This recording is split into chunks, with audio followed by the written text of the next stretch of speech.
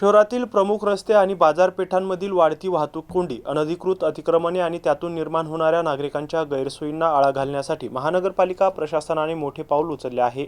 अतिक्रमण करणाऱ्यांवर कायमस्वरूपी वचक निर्माण करण्यासाठी प्रशासनाने प्रथमच शहरातील प्रमुख 12 मार्गांवर सकाळी 9 ते रात्री 9 वाजेपर्यंत विशेष गस्त घालण्याचा निर्णय घेतला आहे.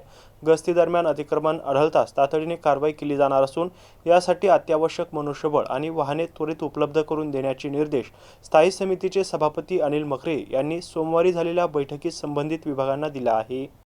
या मोहिमेसाठी महापालिकेने स्वतंत्र 5 विशेष पथकांची स्थापना करण्याचा निर्णय घेतला आहे. प्रत्येक पथकाकडे स्वतंत्र वाहन उपलब्ध करून देण्यात येणार असून प्रत्येक पथकात 5 कर्मचाऱ्यांचा समावेश असेल. अतिरिक्त 20 कर्मचारी उपलब्ध होताच पथके पूर्ण क्षमतेने प्रत्यक्ष रस्त्यावर उतरून दिवसभर गस्त घालतील. ठरवून दिलेल्या मार्गावर अतिक्रमण पुन्हा होऊ नये यासाठी सातत्याने देखरेख ठेवण्यावर भर दिला जाणार आहे. पुरेसा मनुष्यबळ आणि यंत्रणा असल्यास अतिक्रमण विरोधात कारवाई प्रभावी राबवण्यात येईल अशी माहिती अतिक्रमण प्रमुख संतोष वाहुळे यांनी माहिती सभागृहात दिली. महापालिकेच्या उपक्रमामुळे रस्त्यांवरील वाहतुकीला अडथळा ठरणारी अतिक्रमणे तातडीने हटवणं शक्य होणार आहे.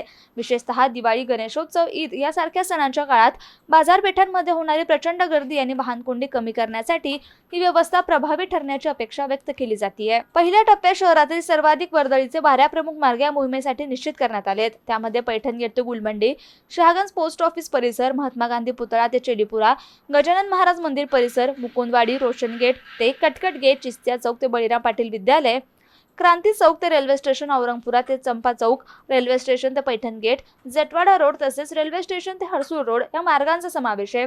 या नव्या गस्ती व्यवस्थेमुळे अतिक्रमणांवर प्रभावी नियंत्रण मिळवण्यासह शहरातील वाहतुकीला अधिक शिस्त लागेल आणि नागरिकांना वारंवार होणाऱ्या वाहतूक कोंडीच्या त्रासातून मोठा दिलासा मिळेल अशी अपेक्षा महापालिका प्रशासनाने व्यक्त केली आहे.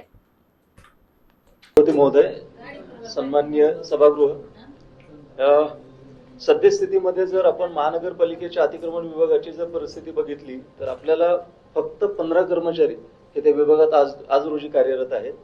शहराचा व्याप, विस्तार हे सगळ्या गोष्टी बघितल्या तर आपल्याला कळेल की 15 कर्मचारी किती तुटपुंजी आपल्याकडे कर्मचारी संख्या आहे. पहिली गोष्ट, मनुष्यबळाबरोबरच जे वाहनाची उपलब्धता आहे, ती वाहनाची उपलब्धता ही 2 फक्त आपल्याकडे व्हेकल आहेत जे 407 स्वरूपामधले मोठे आपण एक्सटेन्शन करून घेतलेले आहेत. म्हणजे एका शहरामध्ये 15 कर्मचारी आणि 2 वाहनं याच्या माध्यमातून आपण कारवाई करतोय. जसं लागतं त्या पद्धतीने आपण ती आउटसोर्स करून किंवा हे करून आपण घेतोय.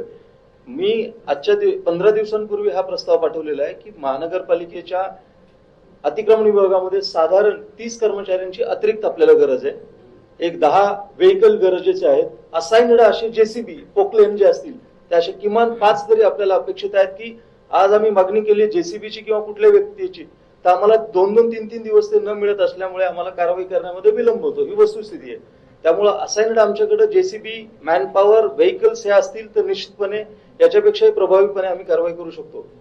दुसरा मुद्दा आहे की आजच्या दिवशी आपल्याकडे जी आम्ही निश्चित केलेली 12 ठिकाणे शहरामधली, मी ते नाव पण सांगतो आपल्याला. पैठण गेट पासून ते आपल्या गुलमंडी पर्यंत आहे.